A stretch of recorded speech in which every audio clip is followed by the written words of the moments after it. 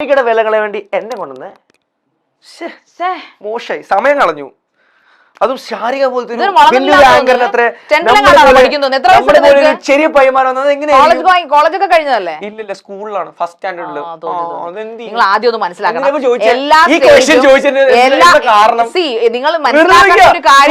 കോളേജിലാണോ? നിങ്ങൾ camera recording എടുത്ത് നോക്കൂ. വെറുതെ ക്വസ്റ്റ്യൻ ചോദിച്ച കാര്യമില്ലല്ലോ. ആങ്കർ എന്ന് പറയുന്നത് എന്തുകൊണ്ട് ചോദിക്കാവോ? വിവാഹത്തിന് മുമ്പ് ഈ ലിവിങ് ടുഗദർ ആയിട്ട് ജീവിക്കുന്ന ഒരു അതിലാണോ നമ്മൾ പിന്നെ ആർഗ്യുമെന്റ് തുടങ്ങിയത്. ആ ടോപ്പിക്കിൽ തിരിച്ചു വരാം. അപ്പൊ എന്തിനാ ഈ 3 മാസം ട്രയൽ വേണമെന്നുള്ള സ്റ്റേറ്റ്മെന്റ് നിങ്ങൾ പിൻവലിക്കണം. 3 മാസം ട്രയൽ വേണമെന്ന് പറഞ്ഞാൽ ആ സ്റ്റേറ്റ്മെന്റ് നിങ്ങൾ പിൻവലിക്കണം. സോറി, ഒരു ഇന്റർവ്യൂവിൽ ഇരിക്കുമ്പോൾ ഫോൺ സൈലന്റ് ആക്കിയിട്ട് മിനിമം മര്യാദയല്ലേ?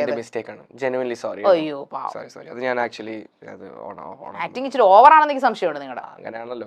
ഇപ്പൊ ഞാൻ ചോദിച്ചതിന് മറുപടി പറയൂ. നിങ്ങൾ ലിവിങ് ടുഗദർ റിലേഷൻഷിപ്പിൽ ആൾക്കാരുമായിട്ട്, അതായത് പാർട്ണറുമായിട്ട് വേണം, അതിൽ ട്രയൽ വേണം എന്ന് പറഞ്ഞ സ്റ്റേറ്റ്മെന്റ് നിങ്ങൾ പിൻവലിക്കണം. ട്രയൽ എന്ന് പറഞ്ഞാൽ ഞാൻ പറഞ്ഞിട്ടില്ല. I would want to spend some time with her. അത് നിങ്ങളുടെ നിങ്ങൾ പോളിഷ് ചെയ്ത് പറയുന്നല്ലേ? അതിൽ ഫിസിക്കൽ റിലേഷൻഷിപ്പ് വരില്ലേ? ചിലപ്പോൾ വരും, ചിലപ്പോൾ വരില്ല. ചിലപ്പോൾ വരും, ചിലപ്പോൾ വരില്ല. നിങ്ങൾ ഈ നാട്ടിലെ സമൂഹത്തിലെ സകല പെൺകുട്ടികളെ അപമാനിക്കുന്ന പരിപാടിയാണ് നിങ്ങൾ ഇരുന്ന് പറയുന്നത്. കഷ്ടം. ചിരിക്കുന്നോ? ഇതിന് അഹങ്കാരത്തിന്റെ ചിരി എന്ന് പറയും.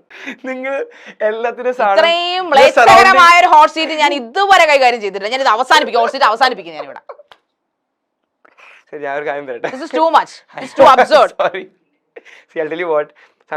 എവിടെ പ്രോഗ്രാം പ്രൊഡ്യൂസർ എവിടെ? ഞാൻ ഇത്രയും കാലം ഇറങ്ങിപ്പോയി. എനിക്ക് അവരോട് അദ്ദേഹത്തോട് ചോദിക്കാനുള്ളത്, അല്ല ഇത്രയും ചൈൽഡിഷ് ആയിട്ടുള്ള ഹോട്ട് സീറ്റ് മെച്ചോർഡ് അല്ലാത്ത ഒരു ഗസ്റ്റിനെ എന്തിനാണ് അപ്പോസ് ഇങ്ങോട്ട് കൊണ്ടുവന്നത്? ഞാനിന്ന് പാവളിക്കാൻ ഇരിക്കുന്നത് ഇവിടെ. ഭയങ്കര മോശമായിട്ടാ. നിങ്ങൾ ഒരു ആങ്കറോട് കളിയാക്കരുത് എന്നെ കൊണ്ടുവന്നിട്ട്, മനസ്സിലായ? ഇതിനൊക്കെ എങ്ങനെ ഡീൽ ചെയ്യുന്ന പറയുന്നത് എനിക്ക് അറിഞ്ഞൂടാ. ഞാൻ ഇവിടെ മറ്റേ കിൻഡർ ഗാർഡൻ അല്ലേ നടത്തുന്നത്, ഒരു ഇന്റർവ്യൂ അല്ലേ നടക്കുന്നത്. അത് ഹോട്ട് സീറ്റ് പോലെ ഷോയില് ആക്ടർ, ചൈൽഡ് ആക്ടറോ? അതുമായിട്ടുണ്ട്. ഞാൻ ആക്ച്വലി ചൈൽഡ് ആർട്ടിസ്റ്റ് ആയിട്ട് 1980 അഭിനയിച്ചിട്ടുണ്ട് നിവിൻ പോളിയുടെ ഒരു പടത്തില്. Oh really? നിങ്ങൾ ഓർമ്മകൾ എന്ന് പറഞ്ഞ സിനിമയിൽ അഭിനയിച്ചിരുന്നല്ലോ. പക്ഷെ എനിക്ക് ഇഷ്ടപ്പെട്ടില്ല. അതെനിക്ക് ഇഷ്ടപ്പെട്ടില്ല. കുഴപ്പമില്ല, പടങ്ങൾ ചിലപ്പോ ഇഷ്ടാവും ഇഷ്ടാവില്ല. നിങ്ങളുടെ മെച്ചൂരിറ്റി, ഈ ഇമ്മെച്ചൂരിറ്റി ആണ് നിങ്ങളുടെ പ്രശ്നമാണെന്ന് എനിക്ക് തോന്നുന്നു. നിങ്ങൾ അത് മാറ്റിയാൽ നിങ്ങൾ കാണാനൊക്കെ കൊള്ളാം, നല്ല ലുക്ക് ഉണ്ട്. എന്ന് വെച്ചാൽ ഒരു നോർത്ത് ഇന്ത്യൻ ലുക്ക് ഉണ്ട് നിങ്ങൾക്ക്. പക്ഷേ പെൺകുട്ടികളെ സംഘം, നമ്മുടെ കേരളീയ പെൺകുട്ടികളെ സങ്കല്പം ഇതാണെന്ന് എനിക്കറിയില്ല. നോർത്ത് ഇന്ത്യൻ ലുക്ക് എന്നാ പറഞ്ഞത്. നിങ്ങൾ എന്തിനാ ഇങ്ങനെ നോർത്ത് ഇന്ത്യൻ സൗത്ത് ഇന്ത്യൻ ആക്കണേ? നമ്മളൊരു ഇന്ത്യൻ അല്ലേ? എത്ര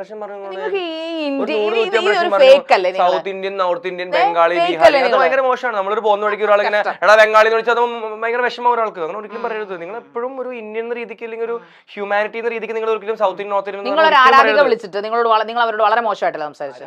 ഒരു ആരാധിക, ഒരു ഫാൻ ഗേൾ എന്നെ ഫാൻ ഗേൾ വിളിച്ചത് പ്രാങ്ക് കോൾ പോലെയാണ്. അവള് പറഞ്ഞത് എനിക്ക് നിങ്ങളെ അറിയാം. അപ്പൊ ഞാൻ പറഞ്ഞു നിങ്ങൾ എനിക്ക് അറിയില്ല, പക്ഷെ എനിക്ക് നിങ്ങളെ അറിയാം. അപ്പൊ ഞാൻ പറഞ്ഞത് നിങ്ങൾ ഒരു ഷോയുടെ ഇടയിൽ ഒരു പ്രാങ്ക് കോൾ ചെയ്യുമ്പോൾ നമുക്ക് മനസ്സിലാവും.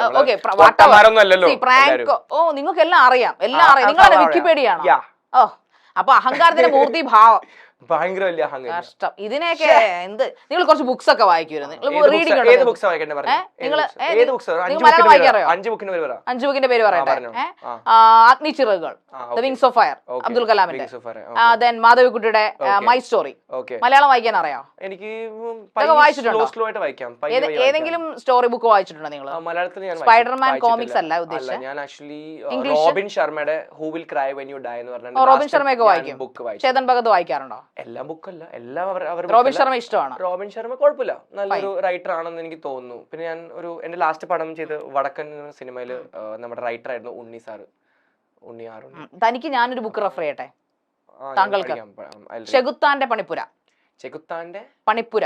പണിപ്പുര. Yes. Okay. Devil workshop. Devil's workshop. Workshop. Yeah. ചെകുത്താന്റെ പണിപ്പുര. എന്തിന്റെ ബുക്കാ അത്? അത് വായിക്കേ, നിങ്ങൾക്ക് പറ്റും. നിങ്ങളുടെ ഈ സ്വഭാവത്തിന് പറ്റിയ ബുക്ക് ആണോ? നിങ്ങളുടെ ലൈഫിൽ എത്ര പ്രണയങ്ങൾ ഉണ്ടായിട്ടുണ്ട്? എന്റെ ലൈഫിൽ ആക്ച്വലി എനിക്ക് പ്രണയിക്കാൻ വന്നിട്ടുണ്ടോ? ഈ ലുക്ക് കണ്ടിട്ടാണ്, സ്വഭാവം കണ്ട അപ്പൊ തന്നെ ഓടുമല്ലോ.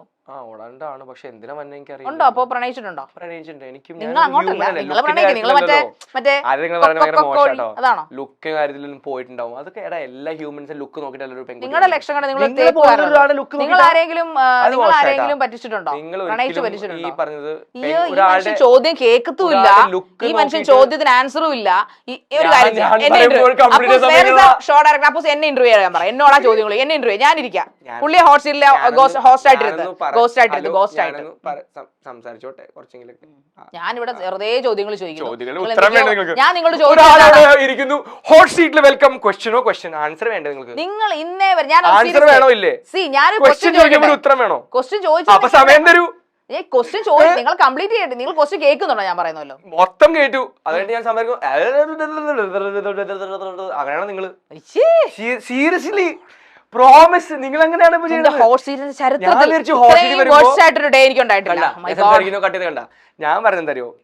വന്നു സംസാരിക്കാം, നമുക്ക് ചില്ല് ചെയ്യാലോ. എന്തിനാ നിങ്ങൾ ഇതൊക്കെ രേണുസുതി ഒക്കെ ഇരുന്ന രേണുസുതി ആറാട്ടനൊക്കെ ഇരുന്ന ഹോട്ട് സീറ്റ് ആണിത്.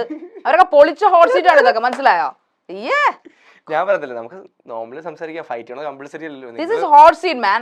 ഹോട്ട് സീറ്റ് എന്ന് പറഞ്ഞാൽ ചൂടാണ്. ക്യൂട്ട്നെസ് വാരി വിതർന്ന മറ്റേ പക്ഷെ എനിക്കിത് ഹോട്ട് ആയിട്ട് തോന്നുന്നുണ്ട്.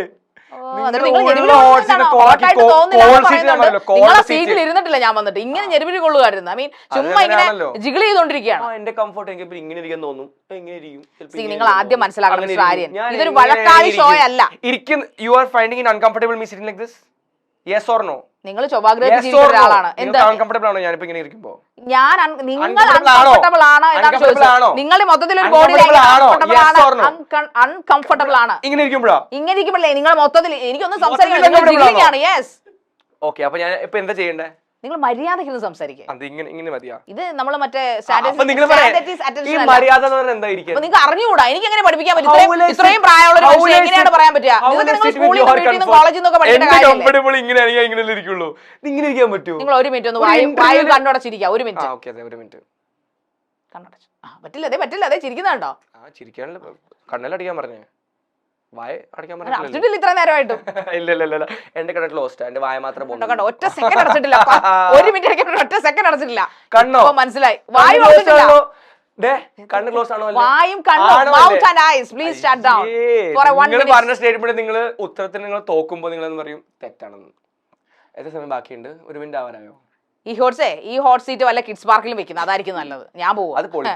ഒരു അമ്മയും ഒരു മോനും. അമ്മയൊരു മോനോ? എന്ത് പ്രഹസനമാണിത്? എവിടെ അപ്പോസ്? എനിക്ക് വയ്യ, ഞാനിത് ചെയ്യില്ല.